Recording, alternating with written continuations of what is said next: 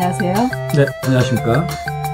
진정 배우를 꿈꾸는 사람들의 멘토 K-액팅입니다. 네, 오늘은 한예종 연기과 지정희곡 중에 테네시 윌리엄즈의 대표작이죠. 여름과 연기에 관한 이야기를 나눠보실 건데요.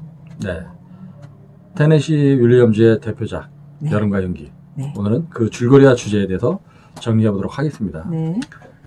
희곡을 다 읽고 나면 참 마음이 아려오는 작품이죠. 어쨌든 본론으로 바로 들어가서 테네시 윌리엄즈 여름과 연기의 줄거리와 주제에 대해서 알아보도록 하겠습니다. 네. 엘머와 존은 어린 시절부터 함께 자란 친구입니다. 목사의 딸인 엘머는 스페인어로 영혼을 뜻하는 그 이름에 걸맞게 인간의 육체보다 영혼을 중시하면서 청교도적인 삶을 살아가죠. 네. 의사 집안의 아들인 존은 네. 자기 앞에서 죽어가던 엄마에 대한 안 좋은 기억 때문에 네. 의사가 되기를 거부하지만 결국은 의사가 됩니다. 네. 존은 육체적 욕망을 중시하면서 현실적인 삶을 사랑하는 거죠. 엘머는 존을 사랑하고 존도 엘머를 사랑하지만 네. 관점의 차이로 인해서 둘은 평행선 같은 관계를 유지합니다. 목사의 딸인 엘머는 자신이 자라온 환경적 요인으로 인해 육체적인 사랑보다는 정신적인 사랑을 지향하죠. 네. 하지만 의사의 집안에서 자란 존은 육체적인 욕망과 본능에 충실한 삶을 살고 있습니다. 존은 머릿속에 뇌는 진리에 굶주려 있고 네. 배는 음식을 갈망하고 있고 생식기는 성적인 욕망으로 가득 차 있기 때문에 네. 자신은 할 수 있는 한 세 가지 욕망을 충족시키는 삶을 살아왔다고 말하면서 해부도 어디에도 영혼 같은 건 존재하지 않는다고 주장을 하죠. 네. 엘머는 영혼은 보이지는 않지만 해부도 어딘가에 반드시 존재한다고 강변을 합니다. 네. 그리고 자신은 그러한 마음으로 존을 사랑했다고 얘기하죠. 네. 네. 즉 보이는 것과 보이지 않는 것 두 차이죠. 네. 존은 엘머가 육체적인 사랑을 두려워하는 것처럼 자신은 엘머의 영혼이 두렵다고 토로합니다. 네. 그래서 자신은 엘머와 육체적인 사랑을 나눌 수 없었을 것이라고 고백을 하죠. 둘의 이러한 논쟁은 서로 간에 많은 영향을 끼칩니다. 네. 결국 존은 의사였던 아버지의 연구를 완성하고 영혼의 아름다움을 깨닫는 성숙한 인간이 되어가죠. 네. 하지만 엘머는 극도의 신경불안증으로 인해서 불안정한 삶을 살아가다가 존을 찾아가 자신의 사랑을 고백합니다.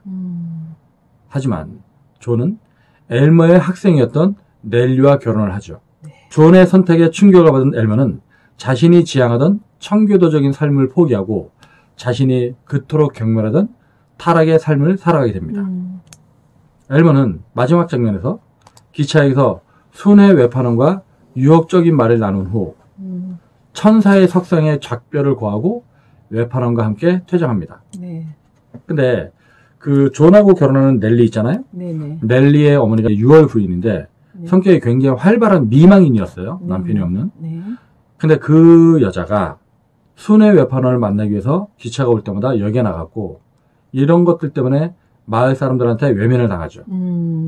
바람이 난 거죠. 어떻게 생각하면. 엘머의 아버지는 6월 부인에 대한 이런 평판 때문에 넬리를 가르치는 걸 반대했지만 엘머는 넬리를 받아줍니다. 그런데 아이러니하게도 그 넬리가 자기가 사랑했던 존과 결혼을 하게 되는 거고요. 그리고 엘머는 마지막 장면에서 순회 외판원과 퇴장을 하는 거죠. 작품의 주제는 테네시 윌리엄즈가 여름과 연기, 희곡 전반에 거쳐서 뭔가 무대 세트에 대한 설명을 되게 디테일하게 하거든요. 네. 거기에도 이제 그대로 반영되어 있죠. 네네. 엘머가 살고 있는 목사의 집, 네. 그리고 존이 살고 있는 의사의 집. 사랑을 대하는 엘머와 존의 이분법적인 태도를 그대로 상징해서 나타내고 있어요. 즉, 네. 영혼과 육체의 이분법을 반영하고 있다는 거죠. 네네. 엘머가 살고 있는 목사의 집에는 낭만적인 풍경화가 걸림으로써 사랑에 대한 엘머의 낭만적인 생각을 상징하고 있고요. 존이 살고 있는 의사 사무실에는 인체에 해부도가 걸려 있는데 이는 곧 인간의 육체적인 욕망을 중시하는 존의 입장을 상징한다고 할 수 있죠. 네네. 11장에서 이렇게 말합니다. 네. 그녀는 지난 여름에 죽었어요. 그녀 속에서 타고 있던 그 어떤 것에서 발생한 연기에 질식해서요. 여기서 지난 여름에 죽은 그녀는 정신적 가치를 중시했던 엘머겠죠. 네네. 여름이 지나고 영적인 가치 혹은 영혼을 상징하는 연기가 사라지자 엘머는 육체적 가치를 중시하는 새로운 모습으로 변신하는 것이죠. 네. 안타깝죠. 테네시 윌리엄즈 여름과 연기를 읽어보면 안타깝다는 생각이 듭니다. 네. 그토록 사랑했건만 서로가 추구하는 가치가 달라서 이루어지지 못한 사랑. 네. 그런데 평행선을 달리던 서로의 가치관이 결국은 서로 간에 좋은 영향을 끼치긴 끼쳐요. 네. 그래서 두 사람 모두 서로에게 많은 영향을 받죠. 네. 하지만 이루어지진 않습니다. 정신적 가치를 중시하던 엘머, 그리고 네. 육체적 가치를 중시하던 존. 네. 그래서 서로의 사랑을 알지만 절대로 섞일 수 없었던 물과 기름 같던 둘의 관계. 어쩌면 그런 걸 수도 있겠다는 생각을 해봐요. 진짜 너무너무 사랑하는 사람들은 이루어질 수 없다. 왜? 아니, 감히 함부로 하지 못하겠는 거죠. 서로가 서로를 너무도 소중하고 귀하게 여기기 때문에 서로 간에 섞일 수가 없는. 네. 물이 너무 맑으면 물거리에 살 수 없다고 하죠. 네. 뭔가 이렇게 조금은 서로 간에 부족한 부분이 있어야지 서로의 부족한 부분을 채우려고 그렇게 사랑이 완성될 수 있는 건데 네. 엘머와 존은 각자의 방식으로 완벽했던 상태였던 거예요. 네. 한쪽은 너무 정신적으로, 한쪽은 너무 또 육체적으로. 네.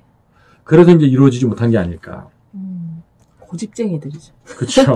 고집쟁이들. 꺾었으면 되는데. 네. 그럼에도 불구하고 엘머와 존은 서로에게 크나큰 영향을 끼치죠. 네.